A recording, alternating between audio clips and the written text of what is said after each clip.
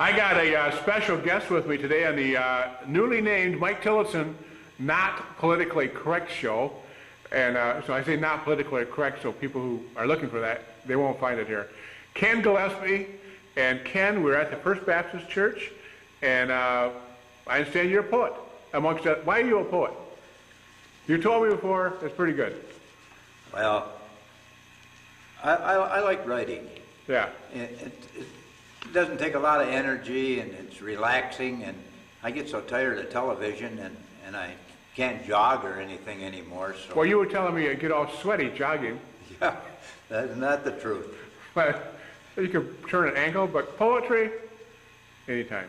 Relaxing, it sure is. How long have you been writing poetry? Oh, off and on for about 15 years, I think. 15 years. Yeah. So, I used to write it in high school and try to give it to some of them gals, but I was always kind of bashful when it came to girls, so well, yeah. I tore it up, most of it. Then you find out later that she loved your poem, and another one got away. But as long as you don't know it, it's not like fishing. You know that when they get away. Ken, what was your first poem? And you're going to be looking at your notes this morning because you tell me sometimes that you need notes. Go ahead. My first poem is called Confusion. Okay. And I think it was about, it must have been about 15 years ago. I read in an old science book that there were 7 galaxies in our universe. And I was laying in bed thinking about it, and I thought, how did they come up with 7? Why not 6 or 14? So I thought I'd write a poem about it. Now, this is how long ago was this scientific fact? Probably 50 years old? Yeah, the science book was written in 1940. So in 1940 they thought there were 7 galaxies. That's what they said. Not 6. Okay, let's hear your poem. Okay. I call it Confusion. There are 3 things that baffle me, and the first is called infinity. Now, it's hard for me to realize as I gaze upon the starry skies that astronomers, brilliant men, tell me that there's an end just 7 galaxies away. And if that is true, and it could be so, but then after that, where would you go? Is there a wall out there at the other end? I guess I'll never comprehend. The second thing that baffles me is this thing called eternity. No beginning and no end. Oh, God's timetable is in the stars, 1 billion light years beyond Mars. Now, if every single grain of sand and every beach in our great land, each grain stood for 1,000,000 years, when all that sand would disappear, how far would we really be into this thing called eternity? No beginning and no end. The third thing that nearly blows my mind is how God in heaven would send his Son to bleed and to die upon that tree and to give his precious life for me. And yet that life is free, you see, to anyone who will believe. Just reach out and from him receive. Yes, those 3 things that baffle me, infinity, eternity, and that God's only Son would die for you and for me, will someday become quite clear, you see, when Jesus explains it just to me. So I wrote that one a long time ago. That's a nice and it poem. didn't take long to write that one. Some of them it takes a long time. Now, when you write a poem, you just jump into your head and you just... Well, I gotta have, I can't, a lot of people can just sit down and write on everything, but I can't. And I gotta have a reason for it, or like Mother's Day or Easter or something in the military or something. So that means something to you. Yeah. Now, that was about God and Jesus. What's another one of your interests? Hang on. Ken, we took a little break there so we can coordinate what we're talking about. Now, you mentioned your mother. Go ahead. Well, my mother, she loved poetry, and she used to teach me poems when I was real small. I really wasn't interested in them because I wanted to play a guitar like my Uncle Frank. He could play a guitar and a mouth organ at the same time. Well, I wore out about 4 or 5 of those mouth organs, the Marine Band ones. You could get them pretty cheap way back then. Yeah. And I couldn't even get old Black Joe out of it. And singing, my dad said that I used to sing in the cow barn milking every morning. Production would go down. And my dad said when I left home, the production went up 20%. So I had to give that up. That's a lot of milk. Well, Yeah, you're anybody who didn't like cows like me relates to that, because my dad used to say, well, when he would go away and production would go down 20%, I hated cows. The cows knew it. They hated me. Well, anyhow, my mother, the first poem she ever taught me was Little Hands. And I've taught that one to several of my grandkids. I got 13 grandchildren. 4 Wow. girls and 9 boys. That's 13. Yeah, that's right. And the girls... What's their ages? Range from what They to what? they all run from, right now, from about 8 to about 22. Okay. So, And the girls, they're interested in poetry. uh-huh. Boys are interested in girls and football. So, And mopeds. oh yeah, And they hot like rods. motorcycles and John Deere tractors. Oh, yeah, John Deere. Oh, yeah. The only tractor. Yeah. We don't even talk about the red ones and gray ones. We don't even talk. Oh, no. Don't even mention them. John Deere. So anyhow, the first poem my mother ever taught me was Little Hands. And it goes like this. Sometimes my hands are naughty. And then my mama says that she will have to spank them and send them off to bed. So little hands, be careful, please, with everything you do. Because if you have to go to bed, I'll have to go there too. That's good. So your mama, she would, when you misbehaved, she sent you to bed, huh? Yeah. Well, I think maybe more parents should do that, don't you? Go ahead. You got another one there? Oh yeah. Well, I know you got more. This is one was I think around Mother's Day, and I wrote it. And I was going to write about my mother, but she just got. My dad died, and she was remarried, and so I thought. Well, anyhow, this is what I wrote. We all have special mothers. Mine is special too, you know. But today I'd like to tell you of another that I met over 60 years ago. She taught us young guys in that little Sunday school in a kind and loving way, and why the stories that I heard back then I can still remember to this day. Yes, we learned how David killed Goliath, and the lion and the bear, and how Samson met Delilah, and why pretty soon he lost his hair. Jonah, why he got swallowed up by that whale and spewed out on the shore. And if I had more time this morning, I could tell you many more. No, that lady never ran for president of the local PTA, and she never played a game of bridge with the ladies of that day. But she raised up 7 children, 4 girls and 3 boys, and if you should ask her how she managed, why, she just gives the credit to the Lord. She never had it easy, as her husband was seldom home, as he sailed 9 months each year on the lakes, and that left her pretty much alone. No, she's not my real mother, though I've known her most of my life. You see, that very special lady is the mother of my wife. Ken, you were mentioning your Sunday school teacher, Grace. Who was Grace? What's her name? Well, her name was Grace Benson, and she taught, well, that's where I met my wife. We were both about 5 years old. You met Letha in Sunday school class? Yeah. Oh, cool. We didn't get along all that good. Oh, The no, boys I- all sat on one side and the girls on the other at that age, Yeah. you know. So Grace Benson was your Sunday school teacher? She was a terrific teacher, a real Oh. nice lady. She worked in Penny's store. Yeah. She worked in the basement, didn't she? I think she worked downstairs. Yeah, I don't know. That was a long time. She died, what, 20 years ago? Oh, more than that. Yeah, more I than knew her. that, Yeah, she Yeah. died quite young. Great lady. Grace. Super. Yeah, and her name applied to what she was. I Grace. call her Amazing Grace. So Yeah. did you give her She trouble? had to be Amazing Grace with a bunch of guys like that she had. We were in there. Okay, we're going to pause.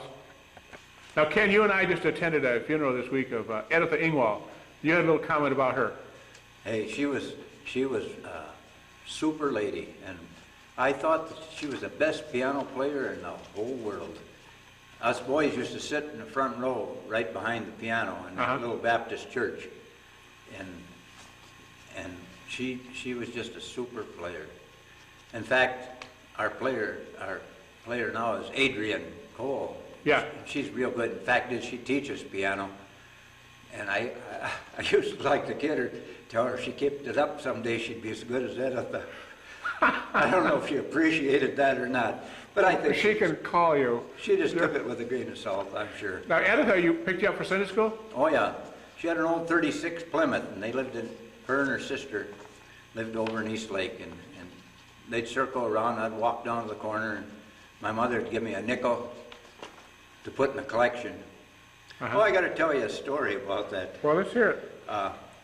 The Baptist church we went to burnt down. It was on called the Maple Street Baptist Church. Okay. I can barely remember it, but so the American Legion across the street said you can use our building for have your services. That was Yeah. really good of them. It was upstairs. Uh-huh. So if you had a nickel to put in the collection, that was a lot of money back then. It really was. And we're talking during the Depression? Oh yeah, Okay. yeah. Way before the Second World War. Yeah. And so I went up there, and they had the slot machines and they covered them up with army blankets, and they put them against the wall. Okay. So I lifted up that blanket, and I saw that big shiny machine there, and it had a slot, said 5 cents on it, and I put that nickel in there and pulled down the crank. Out come about, I don't know, probably $3 worth of nickels. Oh. Well, at that time in the class, they'd come around and they'd take up the collection and how many were in the class and how Yeah. big the collection was. And you got a gold star for the biggest collection. Well, they come around and boy, we got the gold star. You know, we had about $3 and the rest of them only had like 30, 40 cents. Well, then they had our superintendent, the lady superintendent, I can't remember what her name was, but she came around and she wanted to know where that money came from. And they all pointed to me, and they asked me she said, where did you get that from? Because normally you took a nickel. And I raised up that blanket and showed her that machine, and she was just about through a fit. Back then, you know, Baptists, they didn't do very much, you know, as far as from getting out of the straight and narrow. So they didn't know what to do. So they had a little meeting, and they decided that first thing they did is they took the gold star down, and then they decided that they were going to use the devil's money for the Lord's work. So I almost turned to Lutheran. Did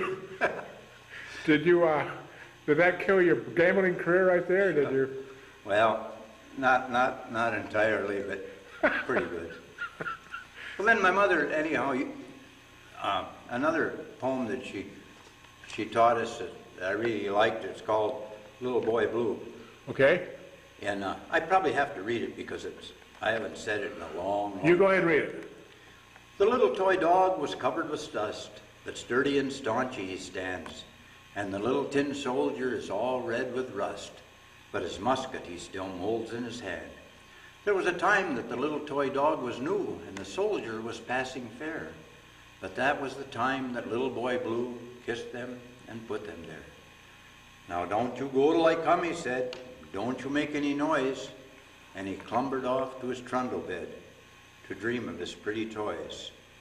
And as he was dreaming, an angel's song awakened our little boy Blue. For the years are many and the years are long, but the little toy friends are true. Ah, faithful to little boy Blue they stand, each in their own little place, just waiting the touch of the little hand and the smile of the little face. And seems like the things that my mother taught me and the things that I like, it has to almost bring tears to your eyes or I don't enjoy it. I just like that kind of... Yeah, it's memories. Yeah. I don't like about dandelions and roses and stuff like that. You're probably like most guys, you know. Yeah, I hope so. A rifle or talk about like a John Deere, yeah. Fishing, yeah. Dandelions, touchy feelings, come on. The women are going to say, oh, come on, guys. You got to be touchy-feely. No, you don't. Like I said, this is the Mike Tillotson Not Politically Correct show. Well, this next poem is called Tragedy. Tragedy. And I said it in church, and it kind of backfired. It was nearly a tragedy because it was about balloons, red balloons. Okay, go ahead. So I thought, I went down to River Street, and they were selling balloons in a little store down there, and I bought 50 of them. Now, how long ago was this? Oh, probably, I don't know, 8 years ago or something. Okay, recent. Maybe 10 years ago. Recent, okay. Yeah. For me, that's recent. Well, yeah, me too. So I thought, well, that's going to be good because I'm going to pass them out to the little kids then. But I didn't know that they'd be blowing them up, during the service. But it worked out okay. It goes like this. I always wanted a red balloon, and they only cost a dime, but Ma said it was risky and they broke so quick and she didn't have the time. And she just said that those balloons weren't worth a dime. Now, I grew up on a farm, and I only went to one circus and one fair. And all the balloons that I ever saw, they were there. There were the blue ones and the yellow ones, but the kind I liked the best were red. And she could have said that I could have one, but she didn't. And I suppose now you can get balloons most anywhere, and they still sell the red ones at the circuses and fairs. I got a little money saved, got a lot of time, got no one to tell me how to spend my dime. Plenty of balloons, but somehow something died inside of me, and I just don't want one now. Ken, nice story about the balloon. Reminded me of a lot of stories in my life. When you can do it, you don't have the money or the time, and now you got the time and the money, you don't want to do it. So, boy, you better make your memories. That's for sure. Well, this next poem is called Wildflowers, and it was written by Roger Grail. He was from around Bear Lake. In fact, he's related to my son's wife. But anyway, nobody knew that he wrote poetry until after he died. That's what I was told, and I come across this one poem, and it's called Wildflowers. And I thought I really liked it. And I'll read it to you and see what you think of it. Okay. Old Grandpa walked the lane one day while taking out the cows to feed, and he spied some flowers along the way, just growing wild among the weeds. He stopped and bent and picked a few, so white were they and long of stem, and wet were they with morning dew, and scarce, so he just took a few of them. He made his way back to the house. He mused, I'll need a vase of sorts. So down to the cellar went and gazed at shelves of empty quarts, reminding of the years long past when canning was the way to go, and summer's work was done at last, with all the jars filled row on row. But now how forlorn they seem, dusty, huddling on the rack, empty relics of the past, bringing all old memories back. He reached out a calloused hand and picked one off the shelf. Guess I'll take it to the pump and clean this one up myself. He wiped it till it fairly shone and glittered in a pale blue glow. He put water and flowers in, and he tried to fix it, oh, just so. He went into the kitchen then and found the table almost bare. He set the jar gently down. It looked so humble standing there. Then Grandma came into the room. A look of rapture crossed her face. She gasped, oh, what a nice surprise. And the old man's heart beat up apace. The sun rays filled in the room, and Grandma's hair like silver shone. A sparkling, sterling halo crown. She looked a princess on the throne.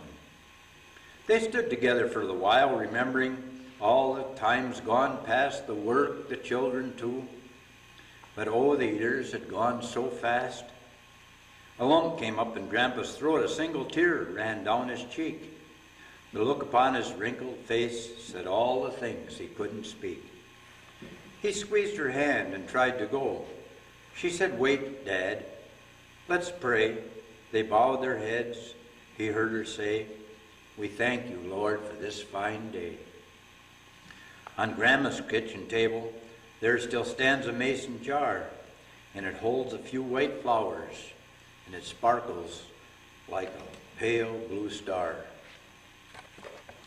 Ken, you were talking about Grandpa and Grandma. That was a great story. Now, I probably told you, I was in the Navy, arguably the finest military service. Were you in the service? Yes, I was. Navy? No, No! no. I knew that. I opt for the Marine Corps. Oh, Yeah. so how come the Marines? Well, I don't know. I had an uncle that he was on Iwo Jima and with the Marine Corps. He was in the Seabees, but he drove a bulldozer, covered up pillboxes, and they poured gasoline down them and lit a match, and that was the end of the Japanese that were in that pillbox. Well, I guess, yeah. But Now, is it true, once a Marine, always a Marine? yeah, I don't know. It's boot camp is rough, but Yeah. after that, it's just like everything else, I think. Job. Yeah, it's just a job. And they don't need a few good men now. They need a few intelligent men. Oh, they don't care if they're good. The ground pounding, they need. It's a different ballgame. You need to use out a computer and, Yeah. shoot a rifle too. Back then, if you got in any trouble with the law, the judge would say, you can either go in the service or go to jail. But now, they won't take you unless you went through college. It's different. Yeah, it's but we're fighting a war, and we better support our troops. That's for sure. Yeah, and if somebody's got a problem with that opinion, they can call me. Yeah. Or you, right? Me too. That's Call right. you. Yeah. Yes. But like I said, this is the Mike Tillotson Not Politically Correct show. So some of the people who are against the war want to debate. I'm the guy to call, or you, right, Ken? Call you. I got a poem here. Okay, you got a poem about what? The Marines or the No, military? it's just about veterans. It Go. says thanks, veterans. Well, hey, Ken, if you're thankful for your freedom of speech right here today, you thank a vet. That's right. The vets give you that right to freedom of speech. You can say whatever you want. Okay. Go. A protest raged on a courthouse lawn. Around a makeshift stage they charged on. 1,500 or more, they say, had come to burn the flag that day. A boy held up the folded flag. He cursed it, and he called it a dirty rag. An old man pushed through the angry crowd with an old gun shouldered proud. His uniform jacket was old and tight. He had polished each button, shining and bright, and crossing the stage with military grace until he and the boy stood face to face. Then the old man broke the silence. Freedom of speech is worth dying for. Good men are gone, and they live no more. So you can stand on this courthouse lawn and ramble on from dusk to dawn. But before that flag gets burnt today, this old veteran is having his say. My father died on a foreign shore, in a war they said would end all wars. Tommy and I weren't even full grown before we fought in a war of our own. Tommy died on Iwo Jima's beach in the shadow of a hill that he couldn't reach, where 6 good men raised the flag so high that the whole world could see it fly. And I got this bum leg that I still drag, fighting for that same old flag. But there's one shot left in this old gun, so now it's time to decide which one. Which one of you will follow our lead and stand and die for what you believe? The boy who had called it a dirty rag handed the old veteran that folded flag. The crowd got quiet, and they walked away to talk about what they'd heard that day. So the battle of the flag this day was won by a crippled veteran with a single gun, who for one last time had to show some that these colors will never, never run. It is the veteran, not the preacher, who has given us the freedom of religion. It's the veteran, not the reporter, who has given us the freedom of press. It's the veteran, not the poet, who has given us the freedom of speech. It's the veteran, not the campus organizer, who has given us the freedom to assemble. It's the veteran, not the lawyer, who has given us the right of a free trial. It's the veteran, not the politician, who has given us the right to vote. It is the veteran who salutes the flag, who serves the flag, and whose coffin is draped by the flag. God bless our troops and God our veterans who preceded them. Ken, that was a great song about, or a poem about the veterans, because I think of that. You know, I see the parades and things like that. We have the military men and women come down the street with American flag and things like this. Coast Guard and Navy and Marine flag and things like this. Scottsville Clown Band, they put on, man, my heart just bam, bam, bam, bam. Aren't they great? Oh yeah, they do these patriotic things, and you know, it's like, thank a vet.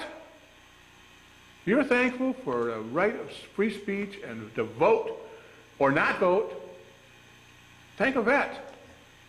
Or you can go find an active military. There's a lot of active military. We got, you know, people right at First Baptist here. Nick Freeberger, one of our young men, just got out of the Marines. You know, just a month ago or so. So, and I'm sure there's others who are in active duty right now. But you know, thank them. Ken, you've shown us that you know how to write poetry and you know how to read poetry. I understand you got a granddaughter that writes. What's her name? And you got a poem? Well, I got a couple of granddaughters, but this one is named Danae, and they live down in Ohio. And Now, how old is Danae? oh boy, She a teenager? yeah, oh yeah, Okay, she's a teenager. Okay, yeah, real sharp gal. all right. And so she's always, and she can learn poems real good. At that age, you know, kids they can really One time. pick up on things. Yeah, I'm starting to lose it. Yeah, you're doing a good job. So Danae your granddaughter wrote this poem. Yeah, she calls it the picky eater, and she's got a younger brother that evidently doesn't have real good table manners, especially Did you want to mention his name? especially eating pizza. Did you want to mention his name since he'll probably see this tape? His name is Seth. Okay. He probably will know who we're talking about. Okay, Go. and it's called the picky eater. Oh, it makes people pick through their food. What a messy, terrible thing to do, not to mention rude. And people seem to like pizza best of all. With that, they seem to have a ball. They pull the olives from under the cheese, and they pry the mushrooms off with ease. They strew their findings around their plate, till it is in an awful state. They stab their food with fork and knife, and they will not stop to save their life. So do not pick through your food. I must inform you, it's very rude. And then she wrote, hey Grandpa, this poem was inspired by Seth. We had pizza for New Year's Eve, and he pulled all the olives and mushrooms off his pizza. We were bugging him about it, so I decided to write this. Hope you like it. Love, Danae. Okay, Ken, you read some poems that you wrote and your granddaughter. Now, do you ever do other kind of writing skills? Well, I like to write. In fact, I'd someday like to write a book. Well, you better get started. They said Someday. you only have to write a page a day and you're done in a year. Well, yeah. But I've been working on one for about 3 or 4 years. Well, you could write a and short. I keep putting it away. You could write a short but paper. I got some granddaughters that write. Okay. And this is Stevie Gillespie. That's Sean and Margot's daughter. Okay. And she wrote this one, Way Too Young. And I told her, excuse me, I told her, you got to have feeling. And she really puts feeling into this one. She writes, I was on my way home from the hospital with my mom in tears. We both couldn't believe it. Yesterday I was fine, playing softball with my friends. I was only 13 when I found out that I had cancer. My name, by the way, is Melanie, and all my friends call me Mel. It'll be okay, Mom. Don't worry about me. I'm only a little scared, I said. But that was the day I didn't know anything about cancer and stuff like that. Honey, you don't know the first thing about this. There's going to be a lot of stuff that's going to go on in the next year or so with you. Very scary stuff that'll make you feel very scared and sick. But all I can ask from you is to be brave and always remember that you have your friends and your family with you, said my mom in her voice shaking. Okay, Mom, I know, I said. About 2 months passed, and I had to go in for chemo. By this time, my dad flew in from California to be with me. It was all pretty painless with the shots and everything, but that was before. Some days, all I could do was lay in bed and watch TV or have my mom or dad read or talk to me. I was so sick, I hated it. My dad moved into town so he didn't have to fly back and forth all the time. He was always on my side, keeping me company by playing cards, telling jokes, or anything to keep my mind off the pain.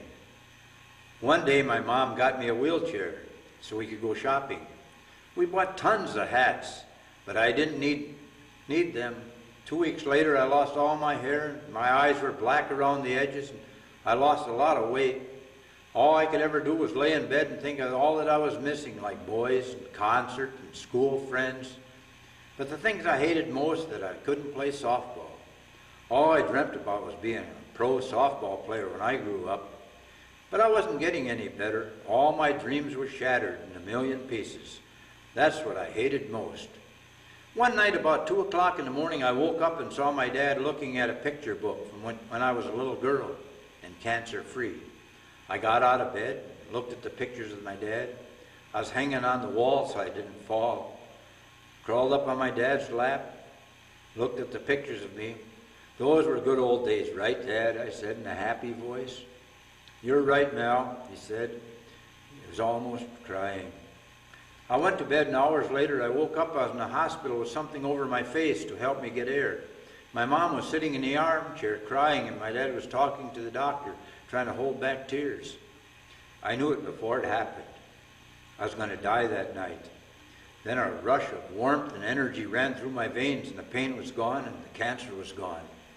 I felt a hand on my shoulder, but I didn't look to see whose it was, because I knew.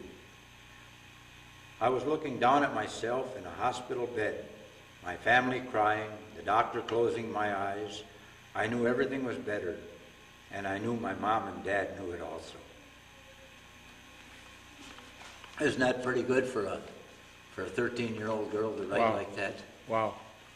She's got some passion there, isn't she? Yeah, it sure does. Wow. It makes me almost cry, and even though I know it's fiction. Yeah, isn't it? Yeah, I'm listening at it. Whoa. Because I knew a young girl that died of cancer a few years ago. Man, oh man. You know, maybe someday they'll have it cured. I don't know. It just seems like they make some headway, but it doesn't seem to make. I don't know. Tough. Now, Ken, you showed us you know how to write poetry, you know how to read. You also what? You got a short story or something now? My question is, how do you keep on to this? You've moved many times over the last 50 years. How do you keep track of this stuff? Well, Letha, anytime I write anything or I get anything that I really like, she puts it on a computer on a disk and she can pull it right up. Well, yeah, but you've been doing this since before computers. Oh, yeah. But you had to save it. Somehow you had to save this stuff. Yeah, so what do you got now? You got a short story? Yeah. You're what, sixth grade, you said? Fairly short, and I call it I Remember. And this is a true story. Okay. Yeah. Written about 50 years ago, when you were sixth grade? Well, 50 years ago. It's longer ago than that. I'm trying to be nice. It's over 60 years ago. 60 years ago. Yeah. I call it I Remember. It was in October of 44, the last Friday of the month. I always remembered those last Friday because that's when all the mothers came to Parkdale School for PTA. Ma never missed PTA. This was a special Friday. The money the ladies made from that big quilt they raffled off was just enough to buy that new electric 2-burner stove to replace the smelly kerosene stove out in the back hall. About the only time that old stove was used was to make coffee for PTA meetings and when the 7th and 8th graders had the taffy pull in December. Miss Anderson, our teacher, she let us off 15 minutes early that Friday, which suited me just fine. Got out of the last English class, always hated diagramming sentences, never made much sense to me. Who cares about prepositions and linking verbs, what Miss Anderson always called correct sentence structure, whatever that means? Well, I volunteered to dust off the erasers. That way I got to go out on the back porch. Sure was nice outside on that better than that stuffy old schoolroom staring at that 8-day clock over the blackboard that never seemed to get to 3:30. Well, when I went back in, I passed through the back hall, and there stood that shiny new stove. I stopped to check it out, and I noticed in the center of each of the 2 burners there was a hole. Well, to make a long story short, I placed a 12-gauge shotgun shell down into that hole, and it just fit. And when I tried to retrieve it, it was stuck. I was just reaching in my pocket for my jackknife to pry it out when Miss Anderson came through the door, told me to get away from that stove before I ruined it. Then the bell rang, and I hurried home to help Pa with the chores. Ma left for PTA meeting, and I went down to the barn to throw down the hay and silage for the cows. Seemed like we just started milking when Ma came running in the barn, white as a ghost. Never saw Ma that excited before. Must have been something important. Well, she went on telling Pa that they put that big old blue speckled coffee pot on to brew, and they went back in Miss Anderson's room to set the table for lunch, and suddenly there was a big explosion. Ma said the whole school shook, and when they went out in the hallway, there was pieces of that stove strewn clear down all over, and that big blue coffee pot was split wide open clear down the end of the hall. Mr. Youngdale, the school janitor, came rushing up from the basement where he was filling the stoker.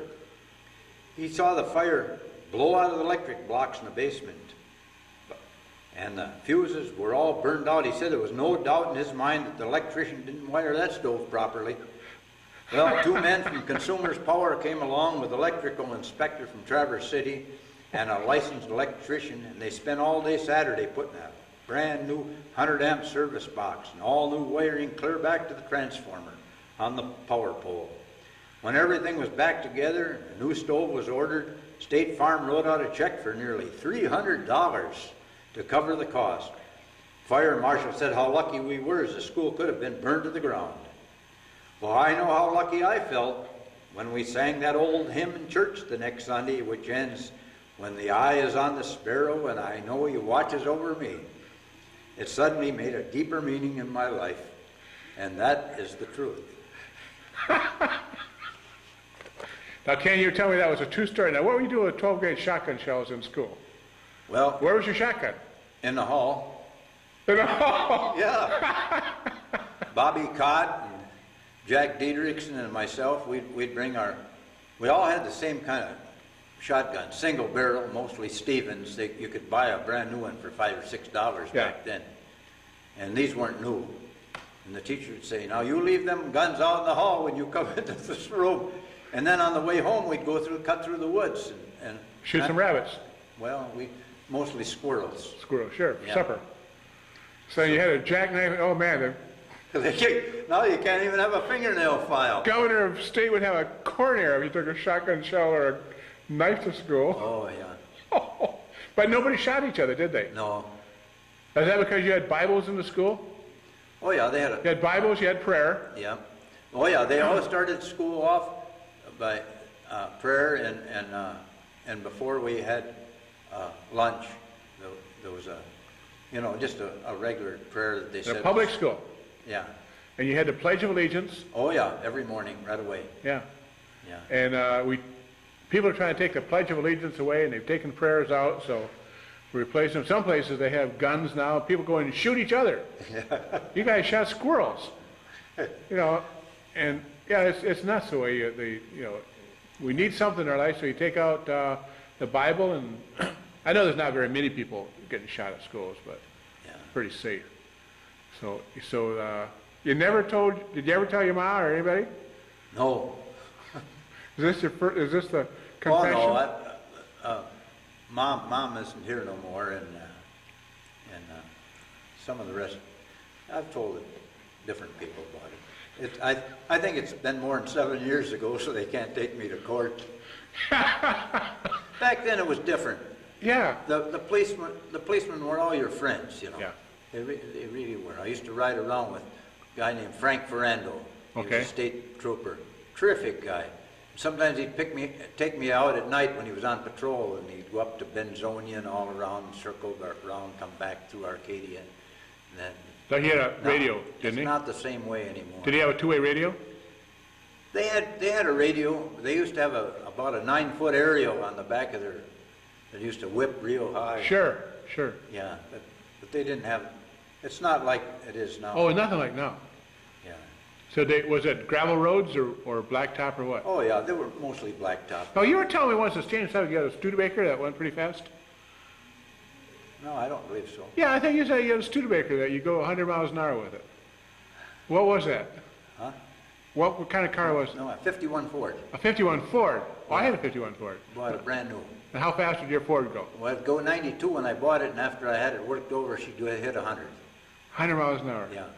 The only car made at that time that was faster was a Hudson Hornet.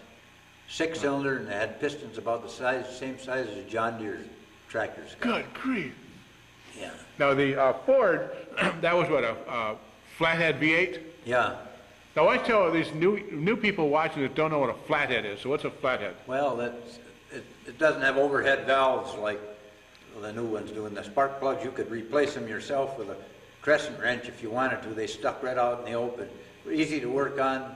Motors ran real smooth and were real quiet. And it wasn't as all big jumbo of wires. Was that a stick shift with overdrive? Yeah, that's what it was. Six. It was a V8 V8 flathead flathead with overdrive. 3 speeds with Three overdrive. speeds. With overdrive. Yep. And you go 100 miles an hour. 100 mile an hour. Now you And never. there was no speed limits back then. Right, yeah. Now you didn't, and when you were on a date, you never go that fast, would you? Well, kind of sometimes. 100 miles an hour. Now that'd be phenomenal speed. Everybody, oh, well, you can't go that fast back then. The Yeah. car used to mean something different. Your girlfriend sat alongside you, now you're both strapped in like you're in an airplane almost. And you better be strapped in or it's a $100 fine. Yeah. 2 points on your license probably. I don't know. Wow. No, I don't know that. Well, I don't know, but it's an expensive fine. But then your girl could sit right next to you, put your arm around her, drive with one hand, arm around her with the other hand, go 100 miles an hour. That's okay, Ken. We're going to have a poem or say now that the ACLU is probably going to go nuts over. But this is the Mike Tillotson Not Politically Correct show. So people who don't like this kind of stuff can flip their channel. They don't have to get all nuts and write the newspaper. So go. Okay. This is a poem that I wrote a couple years ago. And I was going to write it for a contest, but it didn't work out too good. But in the 24th chapter of Luke, and verses 18 through 38, tells a story about the road to Emmaus. And that was right after the crucifixion, and everything was in turmoil. But anyway, this is what I wrote. We were gathered in Jerusalem on that early Sunday morning, and the angry crowds were milling round. It was then that we decided it'd be best to leave the town. On the southern outskirts of the city, we saw a battered sign which read, "The village of Emmaus, 7 miles straight ahead." While walking down that rocky road, just Cleopas and me, I twisted my ankle on a rock and I bloodied up my knee.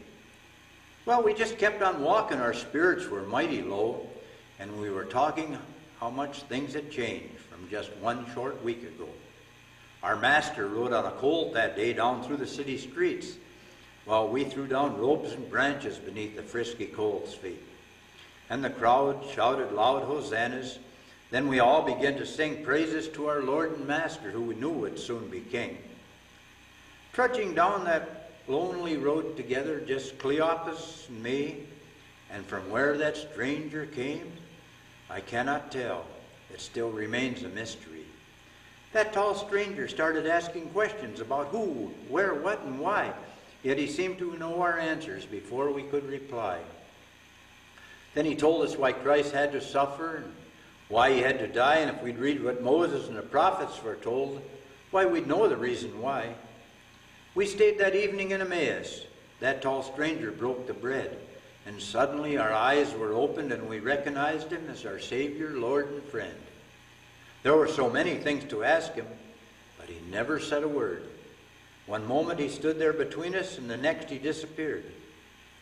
Quickly we retraced our steps and we headed north again, and the Emmaus road seemed shorter now as we approached Jerusalem. We met up with the disciples. except the one who kept the purse. For Judas with a kiss betrayed the Lord when possessed by Satan's curse. They said the Lord had risen and how to Simon he appeared, and then we told him how we met Jesus on that old Emmaus road. Suddenly, someone started shaking me. I woke. It was my wife. She said I just tossed and turned, kept her awake for most of the night. I rolled slowly out of bed and sprang quickly to my feet. Pain shot through my swollen ankle and a bloody knee stuck to the sheet. With bleeding knee and twisted ankle, black and blue, my leg sure looked a sight, and I know it didn't look that way when I went to bed last night. Was it a dream, or could it have happened? Could I have been there back in time? Remember, there were doubters when Jesus raised up Lazarus and changed the water into wine. Ken, I want to thank you for your humor, your poetry, and good comments about Jesus and the veterans. And I understand you have a poem you want to recite here. Who wrote it? And then just tell us the poem. Her name was Myra Welch. And I came onto this poem, it was about 50 years ago. I was in the Marine Corps sitting on a locker box with no money, and the guys all went to chapel and they came back, and one of them threw their paper down from church, and I looked at it, and on the back was this poem. It was The Touch of the Master's Hand. And she had written it it must be over 100 years ago now, come to think of it, that this Myra Welch wrote this poem. It's called The Touch of the Master's Hand. It was battered and scarred, and the auctioneer thought it scarcely worth his while to waste much time on that old violin. But he held it up with a smile. "What am I bid, good folks?" he cried. "Who'll start the bidding for me? $1? $1, then two, only $2 then. Who'll make it $3? $3 once, $3 twice, going for $3. But no, from the room far back, a gray-haired man came forward and picked up the bow. Then wiping the dust from that old violin and tightening up the loose strings, he played a melody pure and sweet, such as caroling angels sing. The music ceased, and the auctioneer, in a voice that was quiet and low, said, "What am I bid for this old violin?" as he held it up with a bow. $1,000, and who'll make it $2?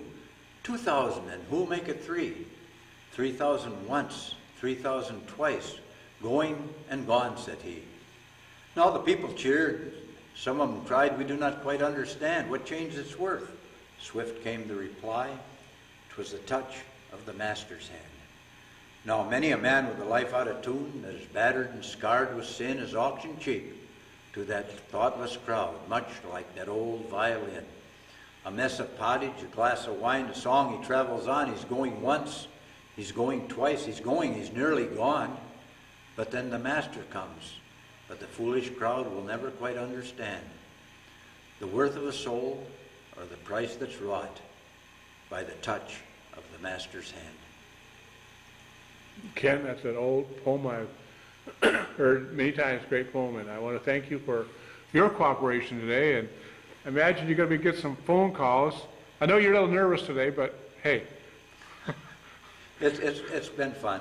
We've been trying to do this since, what, last fall? Yeah, I guess. You went to Florida, and we finally got to it, so, but you know, this is the Mike Tillotson politically incorrect show, so people who don't like to talk about God or patriotism or veterans, and they're going to be happy if they didn't watch it. So, Ken, again, thank you.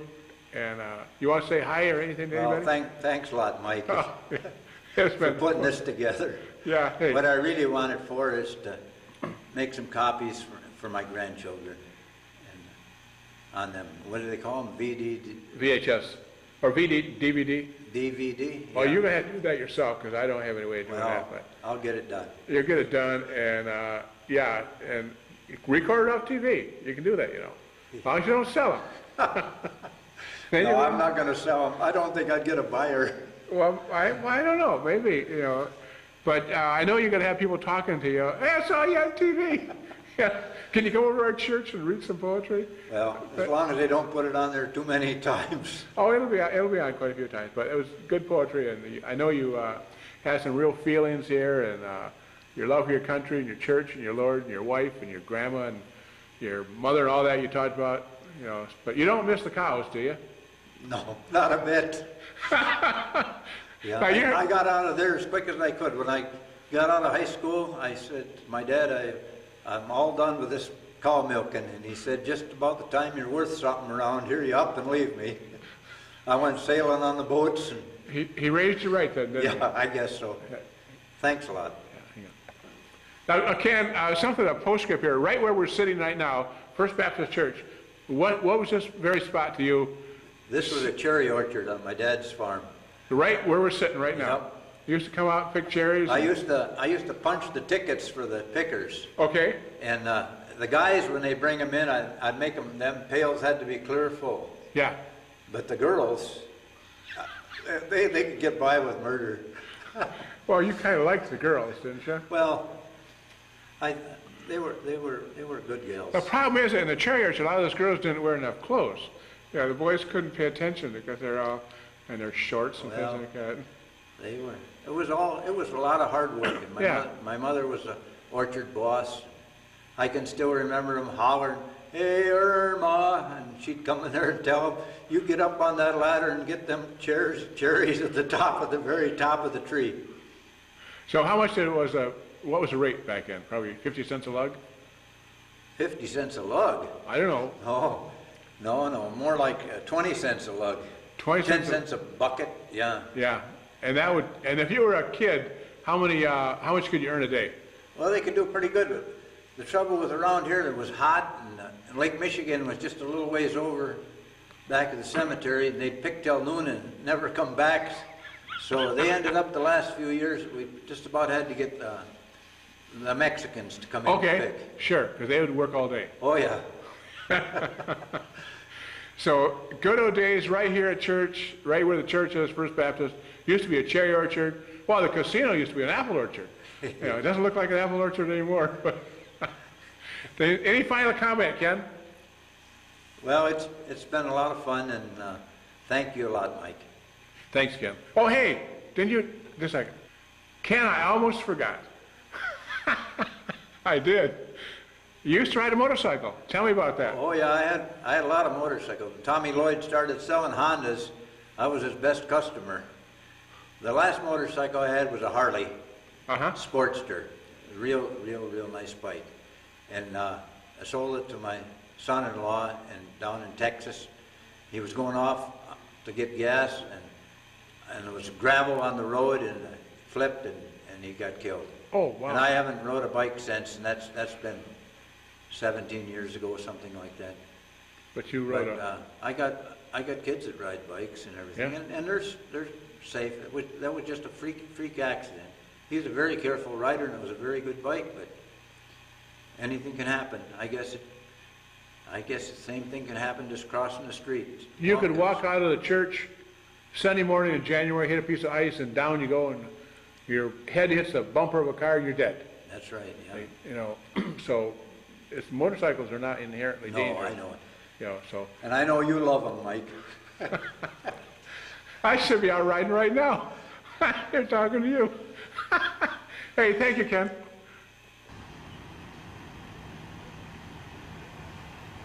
Well, things are pretty quiet on the channel.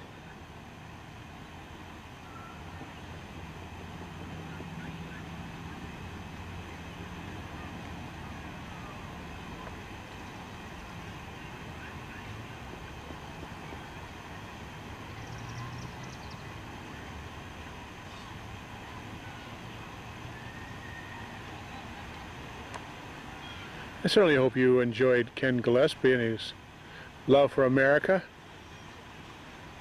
love for Jesus and his family.